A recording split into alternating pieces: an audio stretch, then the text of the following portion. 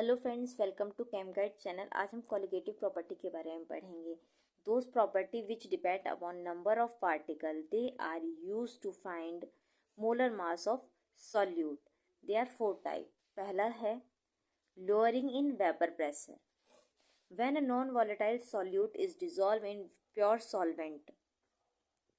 Non volatile solute वो होते हैं जिनका वेपर नहीं बनता।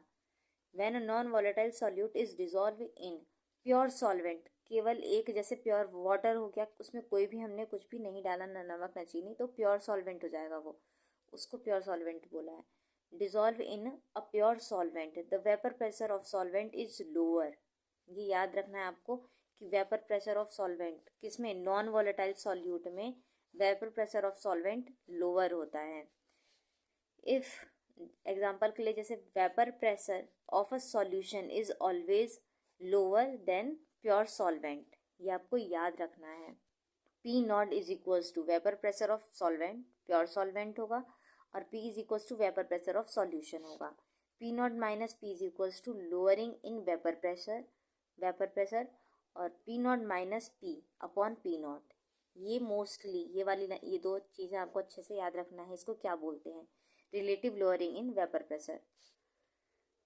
राउल्ट लॉ की फर्स्ट स्टेटमेंट क्या होता है, Raoult law, when a non volatile solute is added to volatile solvent then relative lowering in vapour pressure is equal to chi B, number of mole of solute. तो relative lowering vapour pressure is equals to chi B. तो chi B को हम क्या दूसरे form में लिख सकते हैं, N B upon N A plus N B. पिछली वीडियो में आपको ये बताया था।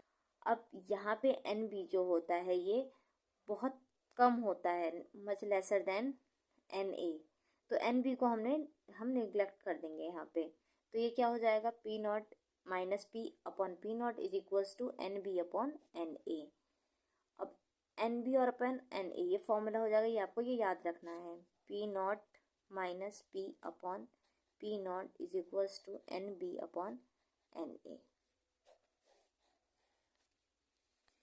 P not minus P upon P nought is equals to N B upon N A. N B का फॉर्मूला होता है एन बी का फॉर्मूला होता है N B is equals to W B upon M B, और N A का formula होता है W A upon M A, mass upon molar mass. तो वो वैल्यू हमने यहाँ पे रख दी। तो P not minus P upon P nought is equals to W B into M A upon M B into W A. ये आपको ब्रैकेट में बंद करना है, ये आपको फॉर्मूला याद रखना है। ये राउल्ट का फर्स्ट लॉ है। राउल्ट का सेकेंड लॉ आपको याद रखना है कि P is equals to P not A chi A solvent के लिए, और P is equals to P A is equals to लिख लेते हैं P B is equals to P not B chi B. और सॉल्यूशन के लिए बात करें, इसका फॉर्मूला होगा P A plus P B is equals to P not A chi A plus P not B chi B. इसको हम solution भी बोल सकते हैं, वेपर प्रेशर सॉल्यूशन के फॉर्म में। तो P S is equals to भी लिख सकते हैं इसको। काय ए का हमने फॉर्मूला पढ़ा था, काय ए प्लस काय बी बराबर 1। तो ये वैल्यू हम यहाँ भी रख सकते हैं काय बी में। कैसे, काय बी बराबर 1 माइनस काय ए।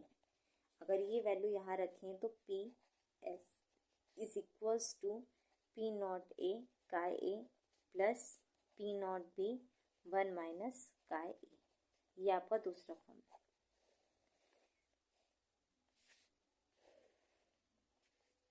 राउल्ट का सेकेंड लॉ, टोटल प्रेशर जो होगा आपका यहाँ पे P not A chi A is plus P not B 1 minus chi A, ये आपको याद रखना है। और एक ये वाला फॉर्मूला जो ऊपर बताया था P not A chi A, ये वाला याद रखो,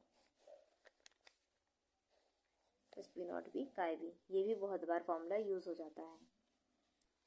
एक नोट आपको याद रखना है, if solute undergoes dissociate or associate, then Mb comes out lower or higher than the normal molar mass which is known as abnormal molar mass।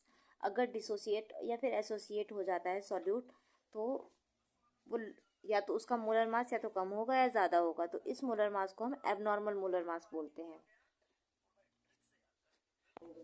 तो उस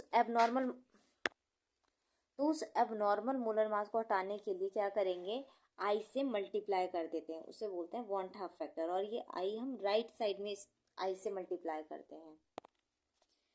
want Hoff factor want Hoff factor को आई से denote करते हैं। और Raoult का जो हमने फर्स्ट लॉ पढ़ा था वो क्या था, P not minus P upon P nought is equals to chi A. तो राइट साइड में आपको आई से मल्टीप्लाई कर देना है। तो काय ए का फॉर्मूला क्या था, P not minus P upon P nought is equals to I N A upon N B upon N A. ये आपको याद रखना है। अगर न्यूमेरिकल में डिसोसिएट या एसोसिएशन की बात की जाए तो आई से मल्टीप्लाई करना है। इसी तरह राउल्ट के सेकेंड लॉ में क्या होगा, पी एस या P A plus P B बराबर, या फिर P A plus P B बराबर P not A chi A plus P not B chi B. ये फॉर्मूला हमने पढ़ा था। आई का formula, I is equals to van't Hoff factor का भी फॉर्मूला होता है, I is equals to number of particle after dissociation और association upon number of particle before dissociation और association। ये आपको फॉर्मूला याद रखना है। दूसरा I का फॉर्मूला हो जाएगा एब्जॉर्ब कॉलिगेटिव प्रॉपर्टी या फिर कैलकुलेटेड कॉलिगेटिव प्रॉपर्टी। तीसरा I का फॉर्मूला होगा वॉन्ट हाफ फैक्टर का number of molar mass upon abnormal molar mass. ये तीनों फॉर्मूले आपको याद रखने हैं, ये न्यूमेरिकल में यूज हो जाते हैं। आज के लिए इतना ही, मिलते हैं अगली वीडियो में, तब तक के लिए बाय। अगर वीडियो अच्छी लगे तो लाइक करना, कमेंट करना और चैनल को सब्सक्राइब करना। Thank you for watching this video.